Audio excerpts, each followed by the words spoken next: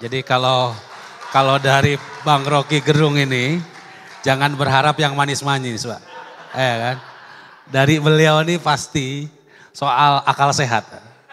Jadi dipersilakan Bang Rocky. Oke. Ini partai nekat nih. Tapi saya senang karena ini saya pakai kaos kuning. Belum, gak jelas kuningnya, harus jelas. Tadinya ini sempurna kuning. Tapi karena udah bertahun-tahun saya pakai naik gunung, dia udah mulai usang. Yang usang warnanya, bukan idenya.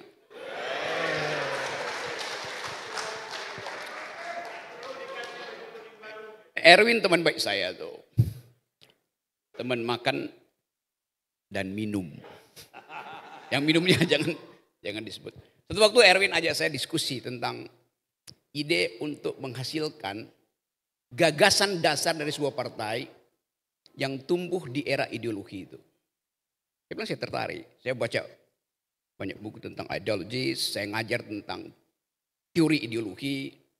15 tahun saya ngajar tentang filsafat politik, filsafat hukum, filsafat segala macam. Waktu Erwin datang, di pikiran saya adalah Erwin ingin menerobos secara konseptual tema politik Indonesia itu. Menerobos secara konseptual. Dan untuk menerobos secara konseptual diperlukan kemampuan intelektual. Jadi waktu Erwin sodorkan buku itu saya bilang oke, saya anggap bahwa ini satu peristiwa yang disediakan oleh sejarah sehingga Golkar bisa regain the past itu. Golkar didirikan secara intelektual, secara konseptual, dan itu yang sebetulnya membuat Golkar bertahan. Golkar tidak bertahan karena kecantikan dan kewangian caleg-calegnya. Walaupun saya lebih banyak berteman dengan perempuan kader Golkar daripada yang laki-laki itu. Karena wangi pikiran, dan di ruangan ini seluruh jenis UD toilet, IDT itu, wangian ada di sini. Surplus parfum ada di Golkar. Tapi sekaligus kita melihat wanginya pikiran Golkar yang tidak kita temukan di dalam perdebatan talk show tentang politik. Jadi waktu, coba lihat coba. Ini juga saya baru lihat covernya ini, itu jalan tengah, kuning, kiri kanannya hijau dan merah itu. Oke. Coba saya ulas dulu ya Pak Erlangga. Kuning itu warna otak yang sedang berpikir. Kalau Anda scan otakmu, kalau lagi berpikir, dia berubah menjadi kuning. Kalau Anda sedang mengeluarkan pikiran, otak kita jadi warna kuning. Merah itu lagi mengeluarkan kemarahan pasti.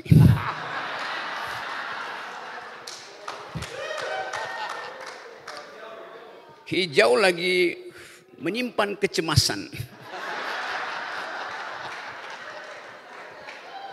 Itu kalau dilihat sepintas itu kayak laut merah yang dibelah oleh tongkat Nabi Musa.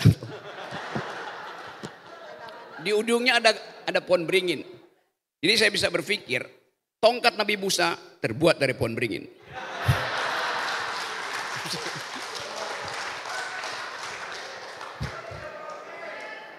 Apa?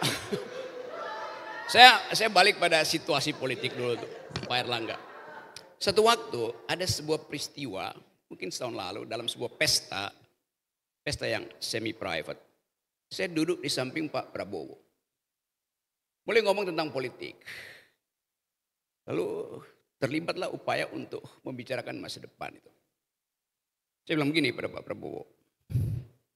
Pak, menurut saya yang pantas mendampingi Anda itu adalah Erlangga Hartarto. Saya terangkan serius. Kenapa? Anda punya partai Gerindra yang syarat dengan ideologi, patriotisme, nasionalisme, segala macam itu. Anda kekurangan kapasitas teknokratis. Golkar berlebih teknokratnya di situ. Jadi saya ucapkan itu sebelum Pak Prabowo memilih Gibran. Bukan memilih, dipilihkan supaya memilih Gibran. Jadi sekali lagi, secara objektif, bahkan secara pragmatis, Golkar itu surplus pikiran, surplus teknokrasi itu. Dan ini kita perlukan hari-hari ini adalah teknokrasi, kemampuan untuk mengucapkan masa depan dengan gagasan yang kuat dan dengan proporsi yang tepat. Itu dasarnya. Yang disebut sebagai jalan tengah. Kan itu konsepnya.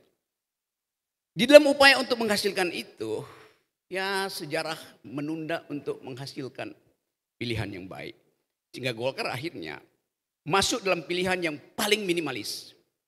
Yaitu bersekutu dengan seseorang yang bukan berbasis pada, itu ada tulisannya apa tuh? Executive Education Program for Young Political Leaders. Golkar akhirnya tidak menerima political leader, tapi menerima political dealer. Bukan hasil leadership, hasil dealership. Tapi itu adalah sejarah faktual kita tuh. Saya tahu banyak hati yang meragukan arah Indonesia. Kalau yang akan memimpin sampai 2029 nanti adalah seorang yang dihasilkan oleh dealership, bukan leadership. Saya mau terus terang, tapi masih ada kesempatan. Ini batch ke-15, mungkin batch ke-16, anak muda itu disuruh ikut program Golkar. Suruh masuk kelas itu. Itu pentingnya satu institusi dibentuk. Bukan tentang siapa yang mau memimpin Indonesia, tapi siapa yang mau belajar memimpin Indonesia. Kan memimpin itu perlu kaderisasi itu. Dan di dalam kaderisasi itu kita isi value bangsa ini. Tadi Mbak Wiwi mengucapkan dengan baik bahwa value bangsa ini adalah kemajemukan. Tetapi betul tadi Bung Karno menganggap kemajemukan itu bisa membatalkan persatuan.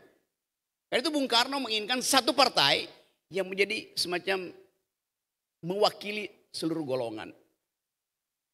Lalu diterima Golkar. Walaupun sebelumnya ide Bung Karno itu didahului oleh proposal Muhammad Hatta kalau saya nggak salah. Yang judulnya Maklumat Nomor X. Untuk membuka partisipasi politik karena Indonesia belum merdeka. Untuk memperlihatkan pada dunia luar bahwa Indonesia itu demokratis karena ada banyak partai. Dan Bung Hatta sebagai orang yang pernah belajar di Eropa mengerti bahwa demokrasi hanya disebut demokrasi kalau ada multi partai. Itu dasarnya kenapa Bung Hatta mengeluarkan maklumat pendirian partai politik yang akhirnya ikut dalam kompetisi 1955. Itu yang kita punya. Lalu tiba pada era Pak Harto. Pak Harto mungkin merasa ini banyak cawe-cawe nih partai-partai itu. Lalu Pak Harto sederhanakan. Jadi dua kekuatan politik dan satu Golkar. Pak Harto melakukan itu demi efisiensi stabilitas untuk memastikan bahwa goncangan politik tidak boleh mengganggu pembangunan ekonomi. Logikanya begitu. Golkar ada di situ. Dan pada waktu itu saya masih mahasiswa. Setiap hari kita kritik termasuk Pak Akbar Tanjung. Bahwa Golkar itu peralatan dari militer. Semua mahasiswa dengan bangga mengatakan Golkar adalah peralatan dari militer. Sipil yang dikendalikan oleh militer. Tapi kita bisa penuhi keterangan itu dengan menganggap bahwa pada waktu itu kekuasaan tentara memang in optima forma. Sehingga bagi Pak Harto ya udah stabilitas dinomorsatukan. Walaupun triloginya adalah stabilitas, pemerataan dan apa satu lagi itu pertumbuhan ekonomi diputar-putar. Tapi tetap sampai era reformasi pelajaran kita tentang Orde Baru adalah a kind of authoritarianism itu. Udah selesai, balik lagi pada partai politik di dalam keadaan yang majemuk. Balik pada reformasi, mengembalikan politik menjadi persaingan banyak partai. Jadi Pak Harto punya alasan untuk mengefisienkan partai dan menyederhanakan itu dalam dua partai dan satu kekuatan politik. Lalu datang seseorang yang punya ambisi untuk memperpanjang kekuasaannya dan dia mengobrak-abrik partainya sendiri. Jadi kita belajar dari political ethics. Seseorang yang 9 tahun punya kekuasaan, di ujungnya masih punya ambisi dan tidak mampu membangun partai, tidak mampu merampok partai seperti Muldoko, tapi justru dia merusak partainya sendiri. Itu kritik saya pada political culture. Ini akan jadi semacam tanda awal bahwa orang dalam partai bisa merusak partainya sendiri. Hal yang mau kita selamatkan, etika ini. Jadi saya pakai baju kuning, karena saya berniat ikut Munaslup Golkar. Untuk menghalangi Golkar dikanibalisasi oleh kekuasaan. Potensi itu ada. Karena perencanaan politik selama 9 tahun ini atau 6 bulan terakhir gagal dikendalikan oleh yang bersangkutan. Jadi ambisi itu tetap ada dan politik selalu hidup dalam ambisi itu. Saya kritik itu setiap hari. Kita mesti kembalikan politik pada doktrin yang pernah diucapkan oleh siapa yang nulis buku Democracy in America. Yes, Alexis Tocqueville. Alexis Tocqueville membayangkan Amerika yang majemuk, tapi kemudian dia mulai merasa bahwa individualisme akan membatalkan kebebasan. Lalu dia tulis buku itu Democracy in America untuk mengucapkan kembali bahwa di samping ide individualisme atau tadi kapitalisme dalam versi yang ekstrim kanannya Erwin tadi, individualisme mulai menggerogoti kebebasan. Nah di kita istilah individualisme sering dikaitkan dengan kapitalisme. Padahal individualisme juga ada bagian tentang kebebasan. Jadi kalau saya sebut individualisme itu bisa berarti kepentingan individu juga bisa berarti kebebasan individu.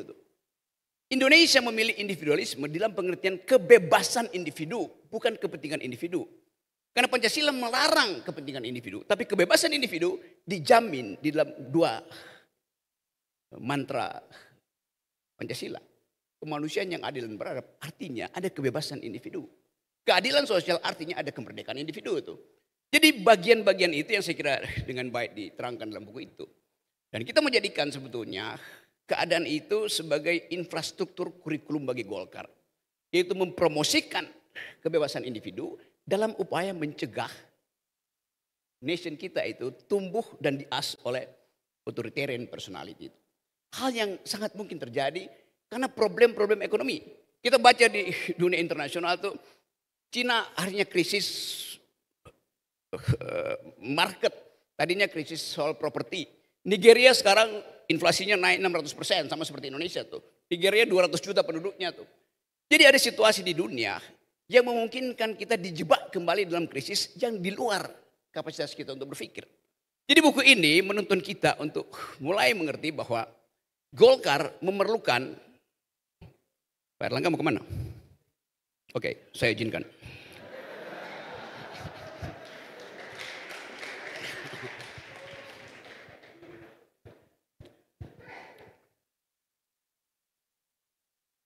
Jadi buku ini jadi semacam tuntunan akademis, tuntunan intelektual untuk memulai kaderisasi di Golkar. Karena 2029 orang akan bertengkar dengan kapasitas berpikir. Itu pentingnya saya mau sampaikan hari ini bahwa buku ini menjadi bukti bahwa Golkar harus tumbuh dengan mengunyah pikiran. Bukan sekedar mengunyah makan siang, apalagi yang gratis. Jadi saya tutup di sini dan saya anggap saya bersama dengan teman-teman Golkar untuk menuntun Indonesia pergi pada pikiran-pikiran besar. Nah, anggaplah buku kecil ini semacam kompilasi dari upaya teman-teman muda di Golkar untuk memuliakan pikiran. Karena itu selamat datang pikiran, selamat datang kader-kader Golkar di sekolah akademi yang kita sebut sebagai Golkar Institute. Oke, soal tadi itu saya kira tema bagus itu buat self-criticism. Apakah di Golkar feodalisme masih menjadi grammar, bahkan yunto patriarkisme itu? Itu pertanyaan fundamental. Karena orang tetap menganggap bahwa Golkar dilahirkan lewat sistem yang demokratis. Tapi figurisasi selalu akan sedikit berbelok kalau pimpinan-pimpinan tertinggi Golkar itu menampilkan diri melampaui partainya sendiri. Apalagi di daerah itu. Raja-raja kecil datang dari Golkar. Itu yang saya berkali-kali menemukan satu keadaan di mana tokohnya itu lebih dikenal daripada partainya. Kan itu artinya tidak ada kaderisasi itu. Karena kaderisasi artinya orang akan katakan saya lulusan Golkar, saya lulusan Golkar Institute. Bukan saya datang dari bapak saya, datang dari Kino-Kino, datang dari... Kan itu soalnya tuh kan. Yang mesti kita terangkan pada publik. Menjadi partai modern artinya andalkan meritokrasi. Itu aja dasarnya kan. Nah poin ini yang saya kira diulas dengan baik di buku itu oleh Erwin dan Pak Cicip. Supaya ada benchmark. Golkar itu partai yang mengidealkan program dengan dasar argumen yang kuat. Atau sekedar kumpulan orang-orang yang punya ambisi tanpa mempedulikan kurikulum dasar partai. Tapi saya tahu bahwa Pak Akbar Tanjung bikin terobosan itu. Dengan inisiatif dia mengatakan bahwa ini Golkar baru. Dan semua orang terperangah ketika itu. Menganggap bahwa Pak Akbar Tanjung nggak mungkin keluar dari tradisi Orde Baru. Ternyata secara individu Akbar Tanjung dikenang sebagai orang yang menyeberangkan Golkar dari dimensi otoritarian pergi pada dimensi demokrasi. Tapi saya mesti terangkan juga secara teoritis bahwa kita sebetulnya belum keluar sepenuhnya dari era Orde Baru. Kalau kita sebut sebagai transisi, ini panjang betul transisinya. Kan transisi artinya keluar dari masuk ke, itu kan namanya. Aja ada dua langkah tuh. Kita baru melangkah keluar dari Orde Baru, tanggung untuk masuk ke Orde Demokrasi itu. Jadi kita masih ada di halaman Orde Baru sebetulnya tuh. Itu pentingnya pendidikan politik semacam Golkar Institute atau buku itu diucapkan supaya ada pembahasan intelektual. Jadi sekali lagi saya senang ada pembahasan intelektual dan itu memungkinkan kita untuk menghidupkan harapan. Kan politik itu dikendalikan oleh dua energi. Energi di belakang namanya politics of memory dan energi ke depan politics of hope. Golkar hari ini justru diancam atau terancam oleh sejarah. Mampu nggak Golkar memandang dengan mata jernih bahwa politics of hope itu adalah possibility tertinggi dari Golkar. Saya bisa bayangkan Golkar akan mengalami semacam keraguan-raguan kultural karena proses politik yang dihadapi dia hari-hari ini. Yang tidak pernah kita bayangkan sebetulnya. Tapi saya mengerti bahwa kaderisasi tetap jalan tuh. Dan tadi seorang perempuan bicara lantang. Dulu perempuan dianggap sebagai the unspeakable. Kalau perempuan bicara di parlemen dianggap ini udah nggak usah didengarkan. Tetapi sekarang, terutama dari Golkar, suara perempuan itu yang tadinya the unspeakable, sekarang the unstoppable. Susah dihentikan suara itu. Dan harus didengar oleh para feodal atau calon feodal di partai ini. Saya kira itu poinnya dan saya senang karena Anda menyebut diri feminis. I am a male feminist itu kan. Karena feminis itu bukan soal bentuk kelamin, tapi cara berpikir tentang kesejahteraan. Kalau kita pelajari seluruh sistem bernegara itu, yang paling menderita kalau ada kebijakan yang memiskinkan adalah kaum perempuan. Perempuan itu di basis sosial yang paling rendah tuh. Pagi-pagi dia udah buka dompetnya, mak. Mungkin tinggal ada 20.000 untuk jajan anaknya di PAUD. Dia mulai cemas itu. Sementara harga-harga naik itu. Dia tahu bahwa anaknya stunting. Dan prevalensi stunting kita udah 20, mungkin sekarang naik lagi ke 23% tuh. Artinya dari 4 bayi yang lahir, 1 pasti stunting. Dan kita tahu dalam ilmu kesehatan, bayi yang dalam formative years-nya stunting, otaknya akan menyusut 20-30%. Bagaimana kita compete dengan bayi-bayi di Filipina, di Taiwan, di sekitar Asia, Thailand, Vietnam, segala macam, yang nutrisinya baik tuh. Jadi selalu ada trade off antara nutrisi dan infrastruktur. Nah itu saya kira itu yang dipikirkan tuh. Dan di paling dasar kalau kita sebut ada kaum proletariat, kaum paling miskin. Di Indonesia perempuan itu adalah the proletariat of the proletariat. Bagian proletar dari kaum proletar. Nah kita mau kaitkan juga ini dengan salah satu tema yang diangkat di buku Erwin dan Pak Cicip soal environment. Kalau Anda seminar di luar negeri, Anda nggak akan ditanya do you speak English, do you speak French, do you speak Dutch. Orang akan tanya, do you speak environmental ethics? Do you speak gender equality? Jadi semua itu saya kira bisa diolah dalam kurikulum pendidikan kita. Supaya orang-orang Golkar itu bisa dibedakan dengan partai lain bahwa mereka bicara dalam grammar dunia itu. Yaitu environmental ethics, gender equality, human rights. Jadi semua itu saya kira bagus. Dan saya dukung terus inisiatif dari Golkar untuk menghasilkan leader bukan dealer.